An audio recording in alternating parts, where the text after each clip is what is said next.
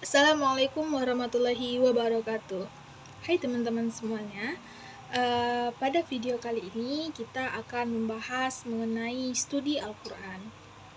Nah, sebelum kita lebih jauh membahas mengenai studi Al-Quran ini, tentunya kita harus tahu dulu nih apa pengertian dari Al-Quran itu sendiri. Nah, jadi Al-Quran itu adalah kitab suci yang di dalamnya terdapat firman-firman Allah yang diturunkan kepada Nabi Muhammad SAW melalui perantara malaikat Jibril secara berangsur-angsur sebagai petunjuk dan pedoman bagi kehidupan manusia guna mencapai kesejahteraan di dunia dan di akhirat. Nah, kemudian Al-Quran ini memiliki banyak sekali nama-nama dan julukannya. Di antaranya yaitu ada Alkitab yang berarti tulisan, An-Nur, cahaya, Al-Huda berarti petunjuk, dan banyak lagi nama-nama dan julukan yang lainnya. Kemudian terdapat persamaan dan perbedaan antara Al-Quran dengan hadis qudsi. Persamaannya apa? Yaitu persamaannya terletak pada isi kandungan pokoknya, yang mana itu sama-sama berasal dari Allah Subhanahu wa Ta'ala. Yang jadi pembedanya yaitu dari lafal atau redaksinya, yaitu Al-Quran redaksinya langsung dari Allah, sedangkan hadis qudsi itu redaksinya dari Nabi Muhammad SAW.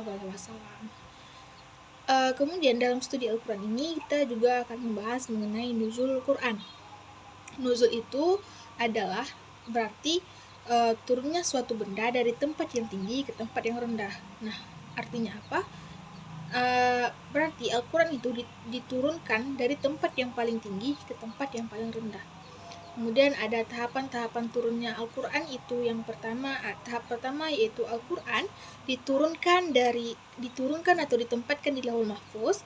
Tahap kedua yaitu Al-Quran diturunkan dari Lauhul Mahfuz ke Baitul Izzah atau Sama'ad Dunia, langit dunia. Kemudian tahap yang ketiga, Al-Quran diturunkan dari Baitul Izzah ke bumi, dan itu langsung sampai kepada Nabi Muhammad SAW. Kemudian, seperti yang kita ketahui bersama bahwasanya di dalam Al-Quran ini terdiri dari banyaknya surah dan ayatnya. Nah, surah itu secara bahasa berarti tempat, kedudukan, dan pagar. Sedangkan secara istilah, surah ini adalah sekumpulan ayat Al-Quran yang berdiri sendiri dan mempunyai permulaan dan akhiran. Lalu, Al-Quran itu terbagi menjadi surah-surah Al-Quran itu terbagi menjadi beberapa bagian. Yang pertama yaitu ada At-Tiwal, yaitu yang surahnya panjang-panjang. Kemudian ada Al-Mi'un, yaitu surah Al-Quran yang jumlah ayatnya itu sekitar 100 ayat. Kemudian ada Al-Masani, yaitu surah yang ayatnya kurang dari 100 ayat. Kemudian ada Al-Mufassal, yaitu surah yang lebih pendek dari yang Masani. Nah, kemudian Al-Quran ini menjadi wahyu bagi Nabi Muhammad SAW. Nah, wahyu itu secara bahasa berarti tersembunyi dan cepat. Nah, dengan demikian wahyu ini mempunyai banyak sekali definisi, di antaranya yaitu adalah bujukan ataupun bisikan dari Allah Subhanahu wa Ta'ala. Penurunan wahyu itu adalah proses di mana Allah mengungkapkan petunjuknya, hukumnya, dan pesannya kepada seluruh umat manusia melalui berbagai media dan cara. Dan salah satu caranya itu melalui Nabi Muhammad SAW. Kemudian selain menjadi wahyu, Al-Quran ini juga menjadi mukjizat bagi Nabi Muhammad SAW. Mukjizat ini pengertiannya dalam Kamus Besar Bahasa Indonesia KBBI itu berarti kejadian ajaib yang sukar dijangkau oleh akal pikiran manusia. Sedangkan dalam istilah agama, mukjizat ini memiliki arti melemahkan atau menjadikannya tidak mampu. Kemudian ada beberapa unsur dalam mukjizat ini. Yang pertama, hal atau peristiwa yang luar biasa. Yang kedua, diungkapkan oleh seseorang yang mengaku sebagai nabi. Yang ketiga, menjadi tantangan bagi yang menentang kebenaran. Kemudian di dalam Al-Quran ini banyak sekali nih isi kandungan-kandungan dan pokok isinya.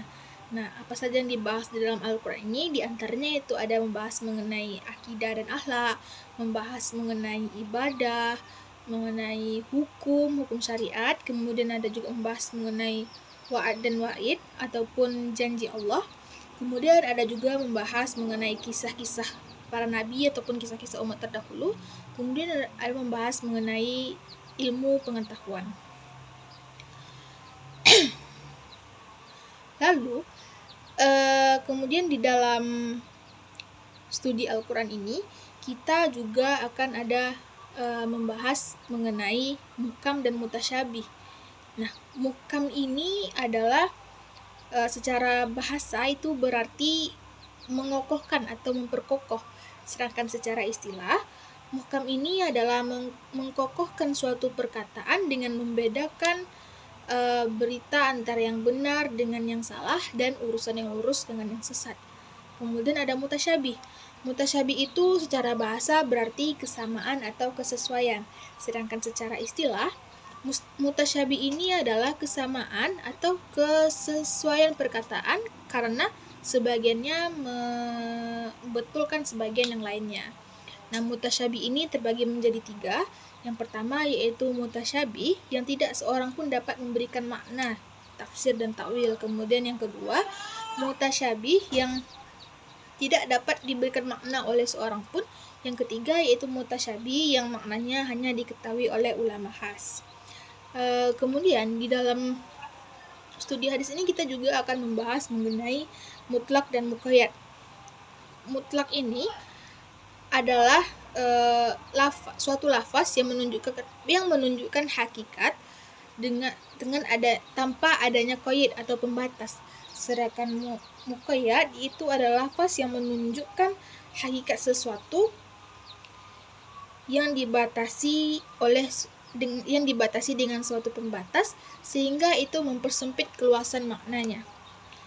Untuk materi selanjutnya di studi Al-Quran ini kita juga akan membahas mengenai mantuk dan mafhum. Mantuk ini ialah berarti berbicara atau berkata. Sedangkan secara istilah banyak diungkapkan oleh para ulama.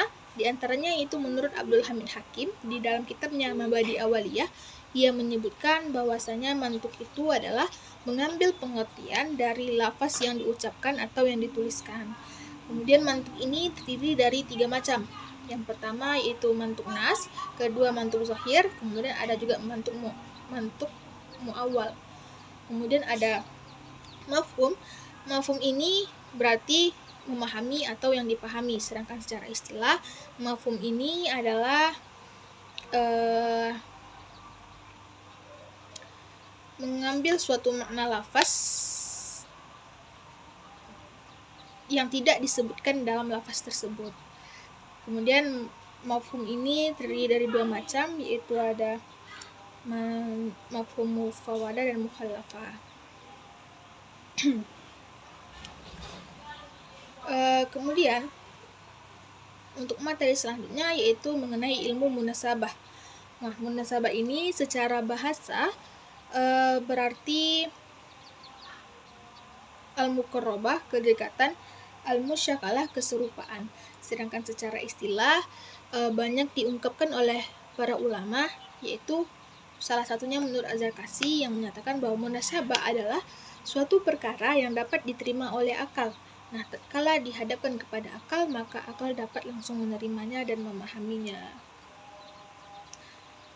Lalu studi Al-Quran ini juga akan membahas mengenai qiraat Quran. Nah, qiraat itu secara bahasa atau secara etimologinya berarti bacaan.